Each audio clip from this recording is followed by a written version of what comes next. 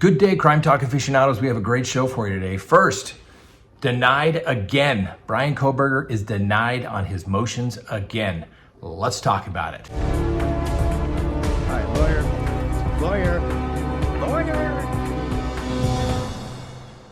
Good day, everyone. My name is Scott Reich, and this is Crime Talk. Thanks for joining us. You know the drill. Subscribe if you haven't. Like if you do. Leave me a comment below. Hit that little bell for notifications. And yes, you can check us out anytime on any of your favorite podcasting apps. Well, before we get started, let me remind you to go to crimetalksearch.com. Sign up for that background subscription service today, because when you do, you will be able to do a background search on as many people in the United States as you desire. And when you go and you type in the name, it's going to ask you a series of questions. The report is literally prepared while you wait, and the report will be emailed to you, and you can get updates on new information that becomes available. And you're going to get information related to somebody's phone numbers associated with them, their email addresses associated with them. You're going to find out if they have a criminal history. What's their social media presence look like? You're going to find out if they're married, or if they're divorced. Do they have liens, judgments, criminal history? Are they on a sex offender registry? Yes, ladies and gentlemen, everything you want to know about the people that are coming into your life. So go to crimetalksearch.com. All right, as you may notice, this is not our normal format, but I am going to be traveling today. So I wanted to knock out this video nice and early so that everybody can take a look at the new orders that came out in the Bryan Kohberger case. And the reality of it is, denied again. And the defense kind of wants to have its cake and eat it too on the orders that came out. So first, let's go to the first big motion. So first, let's go to the big motion. The order on defendant's motion to strike the death penalty and adopt other necessary procedures. Now, why is this significant? The defense has said, we need all this information. We need all this discovery. And then it's so voluminous and so large, Judge, we can't find where all the exculpatory information is, right? The exculpatory information is evidence that's going to negate the defendant's liability. They're saying, where is it? We can't find it. Prosecution saying, well, there isn't any. And we've complied with everything that we're supposed to do. And the defense is crying and saying, well, we just don't have time to go through it. If you may recall from the hearing that was held back on April 9th, the defense said they haven't looked at everything and there's no way they could possibly look through anything. And they are looking for leads. And they thought some was going to be potentially exculpatory that goes directly to their alternate suspect theory. Well, let's see what the judge has to say. First, the defendant contends that the discovery produced by the state in this case has been voluminous and unorganized, thus rendering him unable to meaningfully review and investigate the state's evidence in time for trial.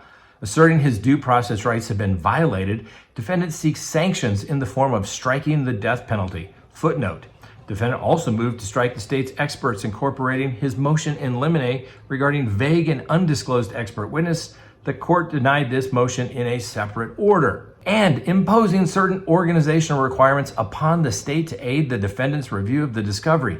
The state responds that it has complied with all of its discovery obligations, including Brady, and there is no basis for sanctions and other measures. Now, the court also notes in footnote 2, it's Brady v. Maryland, which is the seminal case basically saying the prosecution needs to turn over exculpatory evidence. Why is that significant? Well, we'll find out. You have no constitutional right to discovery. I'll read it to you. It's amazing. Most people don't believe that, but basically since 1963, under Brady v. Maryland, the prosecution has had to turn over all of the evidence in the case. So, an oral arguments on the motion was held on April 9th, 2025, after which the court took the matter under advisement. Because the defendant has failed to show a discovery violation or due process violation by the state, sanctions are not warranted. The court further declines to require the state to provide further organizational assistance to defendant.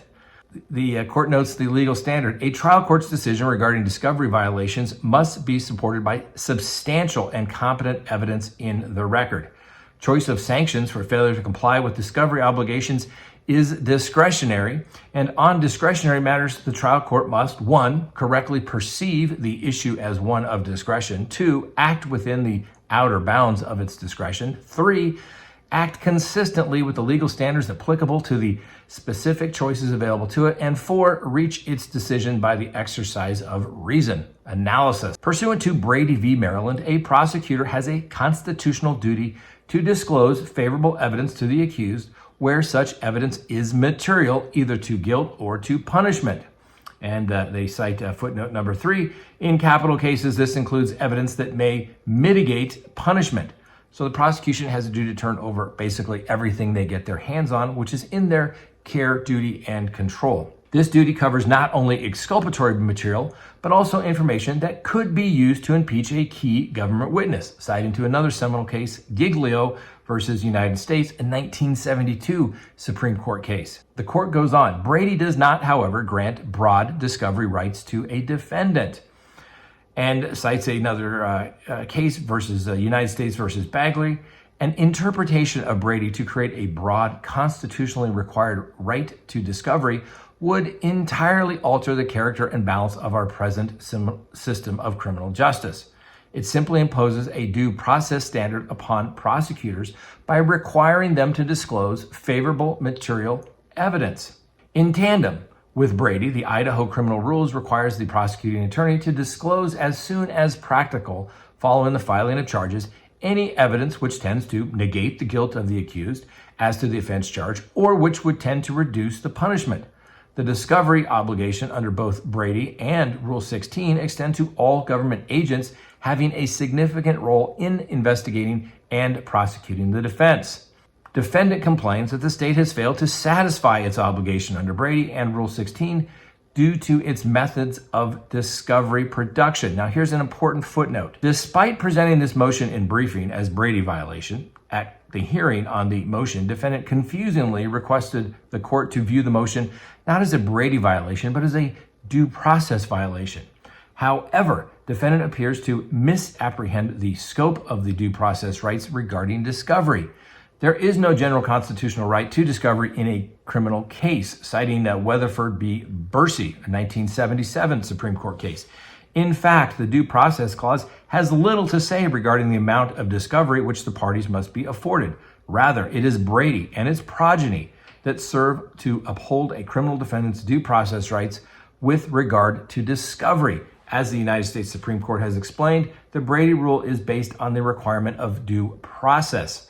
Its purpose is not to displace the adversary system as the primary means by which the truth is uncovered, but to ensure that a miscarriage of justice does not occur. Thus, it is Brady that governs the court's analysis of defendants' alleged due process violations. Never good when the judge basically says your argument makes no sense. The court continues. He, referring to the defendant, contends that the state has turned over more than 68 terabytes of discovery, consisting in excess of 13,000 photographs, 15,000 video clips from businesses, and 8,000 video clips from residences. Once again, other than those identified in warrant applications, expert disclosures, motions practice, and in the exhibit list, the numerous video surveillance shows nothing of consequence. Also includes more than 60 digital devices, digital data, and search warrant return data. Defendant also contends the state has not provided a discovery in a searchable format, has not provided detailed logs and indexes that would facilitate defense's review of the material, and has not specifically identified any Brady evidence. Defendant argues he has been prejudiced by the state's data dump method of discovery and contends that sanctions are warranted in the form of striking the death penalty and excluding witnesses. He also asks that the court require the state to identify Brady material or hot documents within its discovery. Now, while the state acknowledges there is a massive amount of data in this case, it contends the majority is completely irrelevant. Specifically, the state contends that most of the data is from cell phone extractions and weeks of surveillance footage throughout the Moscow area obtained following the homicides. It affirmed on the record that it is unaware of any Brady material in those videos other than those specifically identified in motions practice and otherwise throughout the case. Further, the state's experts who reviewed the various devices, including cell phones and other digital data, have disclosed opinions that they found no connection between the defendant and the victim from the devices and data. The state also notes that since this case began over 2 years ago, it has continuously turned over to defendant all the information it received from the various investigative agencies in the same format as the information received by the state. Footnote: the state explained that all evidence in this case has routed to it from various investigative agencies, and once received, the state would copy it and then place it directly on defendant's server in the same fashion and format it was received, and the state has maintained its files in the same format. This was done at the defendant's request, who specifically asked that the state produce everything the state had from the get-go. Defendant also issued 400 itemized requests for discovery in this case. Thus, the state contends it is on the same playing field as defendant regarding the discovery. In his reply, there's another footnote, defendant asserted that the state utilizes an expensive, technologically powerful case management software called Prosecutor by Carpel, which was a global search function to search all discovery and case documents at one time, generate reports from such searches, and automatically transcribe audio and video files. Because he does not have access to similar technology, the defendant disputes he is on the same playing field as the state. However, at the hearing, the state disputed its evidence software program has any of these features. Instead, the prosecutors rely on self-created spreadsheets to identify and manage discovery. Ouch! Hurts when you make allegations and you can't back them up. In addition, the state points out that on September 4th, 2024, at approximately the same time as its discovery deadline, it provided defendants with a 320-page index identifying the location of requested discovery, a description of the evidence, and the date discovered. In addition, all of the evidence received from the FBI, which comprises the majority, was provided to defendant with a searchable index. In sum, the state asserts it has provided everything required by Rule 16 and Brady, and disputes that it has engaged in any discovery violations. Next, the defendant has not established a discovery violation. Thus, sanctions are not warranted. The court notes there are three components of a true Brady violation. The evidence at issue must be favorable to the accused, either because it is exculpatory or because it is impeaching, that the evidence must have been suppressed by the state, either willfully or inadvertently, and prejudice must have ensued.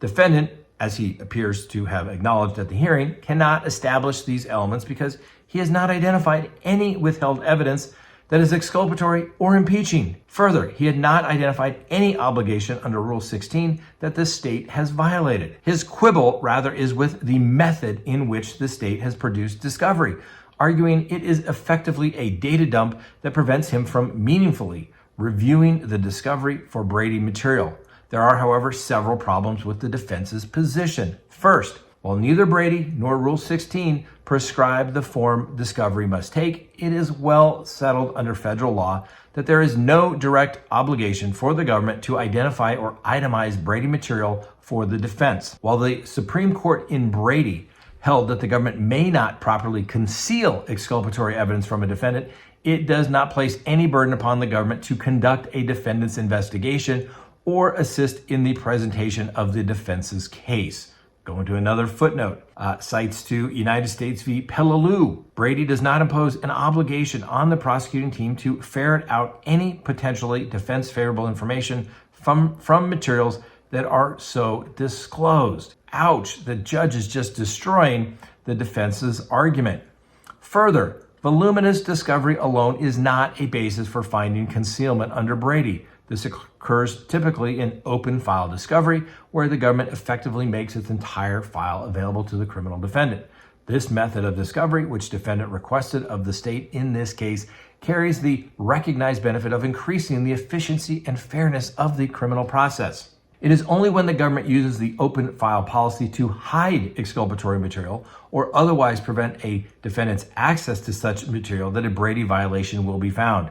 For example, in United States v. Skilling, the Fifth Circuit observed that while the use of voluminous open files does not alone violate Brady, its misuse by the government can rise to Brady violations, stating, for instance, evidence that the government padded an open file with pointless or superfluous information to frustrate the defendant's review of the file might raise serious Brady's issues. Creating a voluminous file that is unduly onerous to access might raise similar concerns. And it should go without saying that the government may not hide Brady material of which it is actually aware of in a huge open file in the hope that the defendant will never find it. These scenarios would indicate that the government was acting in bad faith in performing its obligation under Brady. However, where there is no proof that the government larded its production with entirely irrelevant documents or made access to documents unduly onerous, a Brady violation will not be found. Here, the defendant has not shown any bad faith by the state with regard to discovery production, and while the discovery is indeed voluminous, the court does not find that the manner in which the state produced it violates Brady or otherwise constitutes misconduct. The discovery was produced to defendant as he specifically requested. The state received the information from its investigative agencies, labeled the material, and turned them over to defendant through a shared access drive in the same format as received. This method not only puts the state and the defendant on equal footing regarding discovery review, it also serves the important purpose of protecting claims of missing or manipulated documents if the state puts them in a different format or organization or otherwise conveys them to defendant in a different manner than received. While the state acknowledges that much of the discovery is completely irrelevant, including surveillance videos and data from the numerous phones, computers, and other devices, it did not produce it for purposes of padding the file or otherwise attempting bad faith to hide Brady information in this haystack of information. Rather, defendant asked for everything, and everything is what they received. Defendant cannot demand everything under the sun and then complain about the weight of all the planets. Ouch, ouch. Judge making a little dig there at the defense attorneys. We want it all, but then help us organize it. No. Moreover, the defendant has not produced any evidence showing that the state has hidden Brady material or made his access to discovery unduly onerous. Although the state did not provide all of the discovery in a searchable format, as it was not received by the state in such a format, it provided a 320-page index identifying the specific location of evidence produced in response to the defendant's 400 individual requests, a description of the evidence, and the date discovered.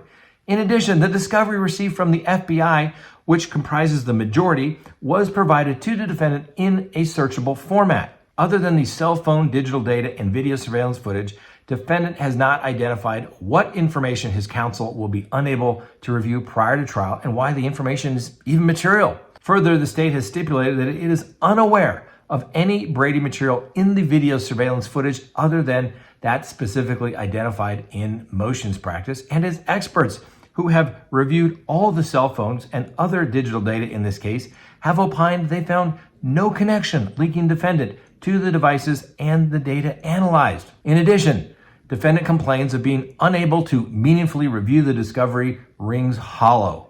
Defendant has been receiving discovery in the same manner for over 2 years. In that time, he has not once sought remedy from the court to regulate discovery, such as requiring the state to provide discovery in a different format, has not sought additional resources under Rule 12.2 to hire additional staff to review discovery or obtain litigation document control software to organize and sort the evidence. His lead counsel insisted that she would be allowed to take on a second high-profile case despite the voluminous discovery in this case. Footnote number 10, and cites to State v. Schuyler Meade.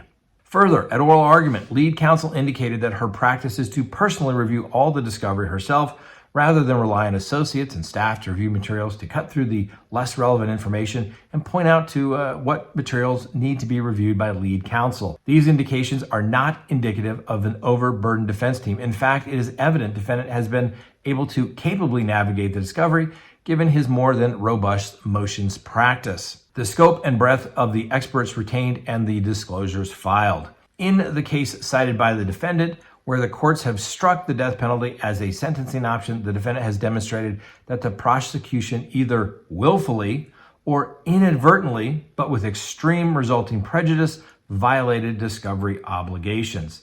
Specifically, paragraph 12, footnote 12, State v. Lori Vallow, striking death penalty as a sanction for the state's inadvertent failure to produce over 100 hours of phone calls and video visits containing statements of the defendant until 2 weeks prior to jury selection, and the defendant had not waived speedy trial. Transcript of the hearing was filed November 24th. In that case, to the extent necessary, the court takes judicial notice under Rule 201. Further, at oral argument, lead counsel indicated that her practice. Here, however, defendant has not established a discovery violation under Brady or Rule 16 in the first place. He has not shown that state attempted to conceal specific material within the discovery, and he has not shown discovery to be unduly burdensome to the point where he is unable to examine the items that are material and of evidentiary value. Footnote 13. Indeed, defendant has struggled to identify material that has been unable to review at all, except to indicate that lead counsel has not been able to personally review all the surveillance video and devices data produced, most of which the state has conceded are not of evidentiary value and are neither exculpatory nor inculpatory. Consequently, there's no basis for any sanction, let alone for striking the death penalty. The court declines to impose an organizational requirement on the state. Defendant additionally asked the court to require the state to identify Brady material or hot documents within its discovery. The court finds neither is warranted.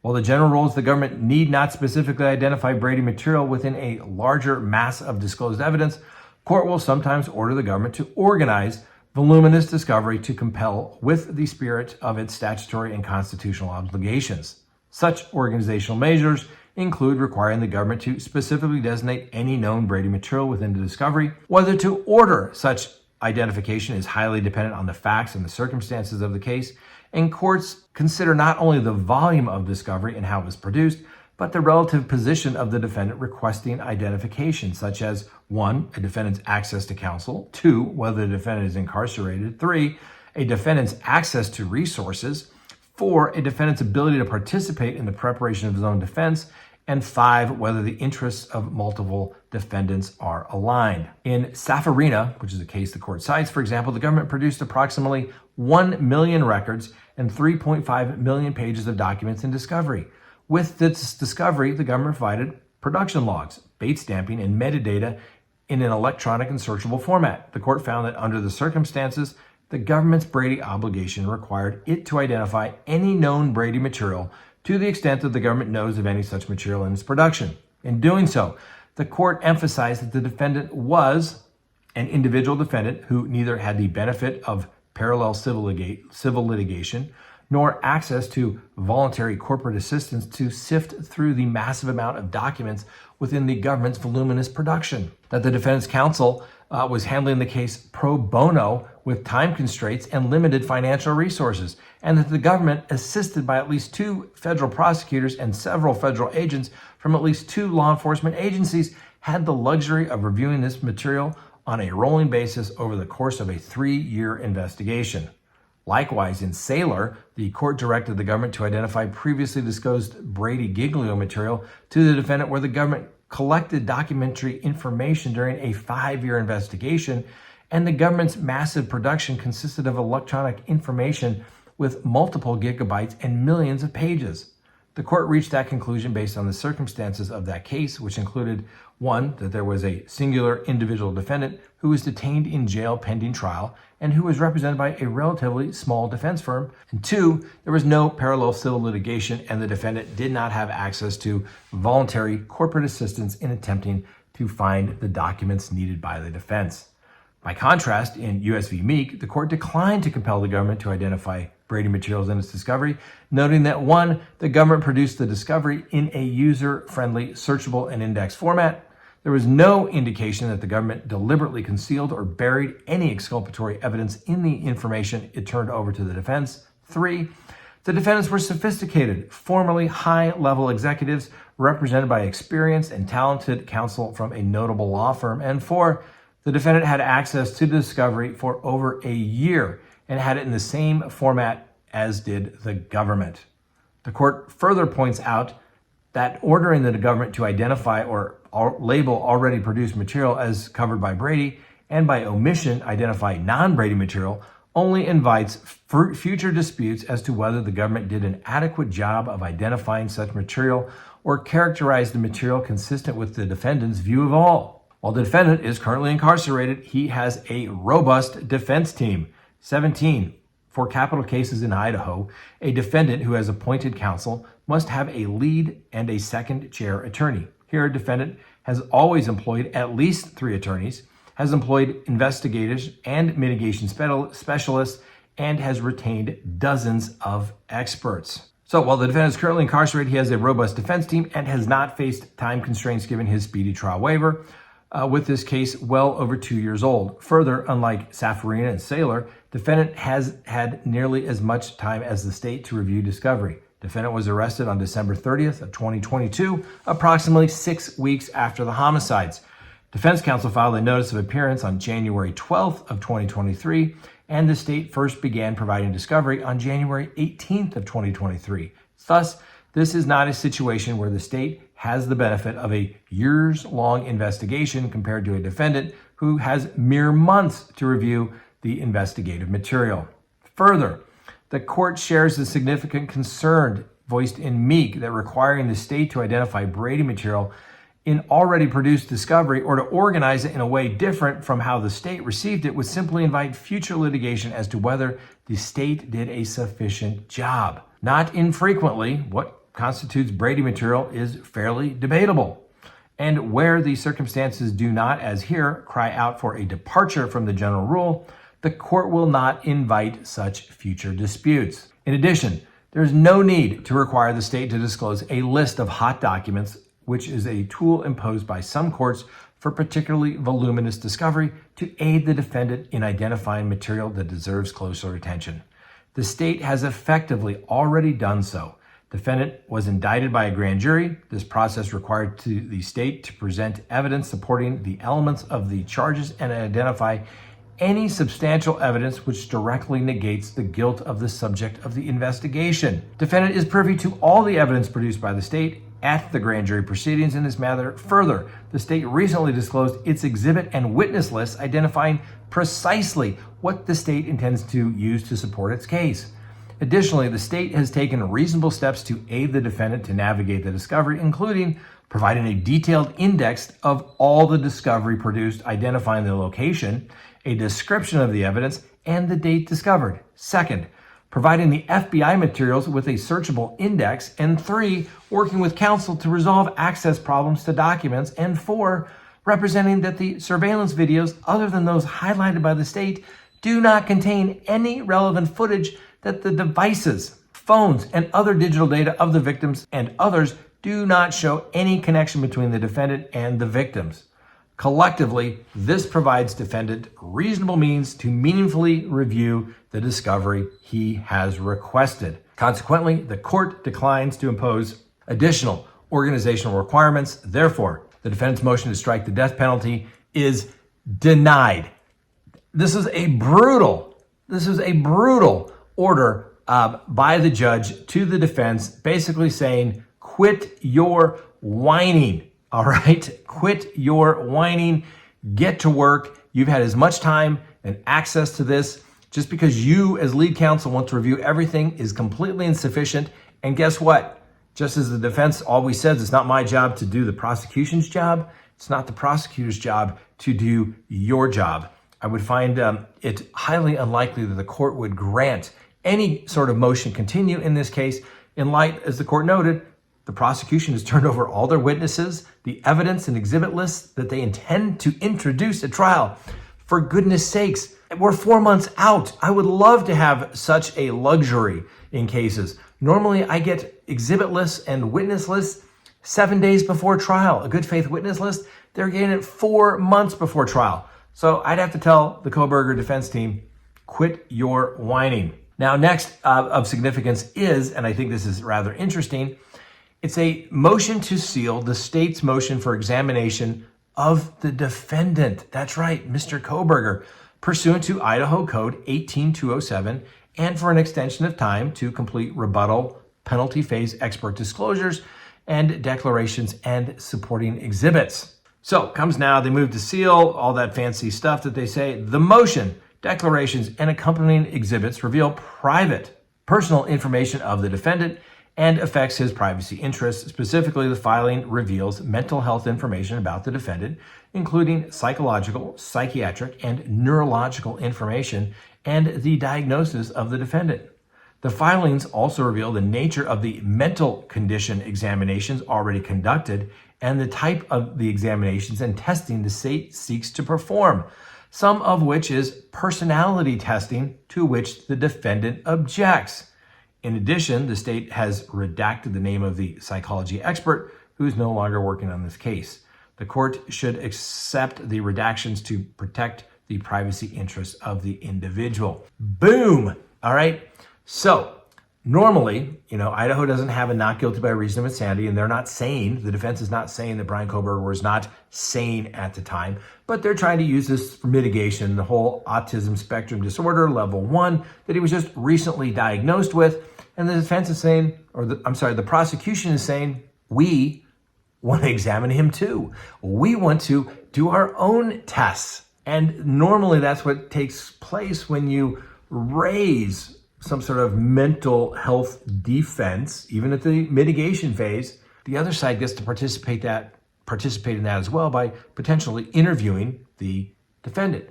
So normally when somebody raises, for example, competency or not guilty by reason of insanity in another state other than Idaho, the court designates the expert and basically everybody gets access to it, all the information, and they get to really see. So the defense is objecting and saying, hey, this is our mitigation, and we're not going to subject our client to these mental condition examinations, and we're certainly not going to have them do personality testing on the defendant, ladies and gentlemen.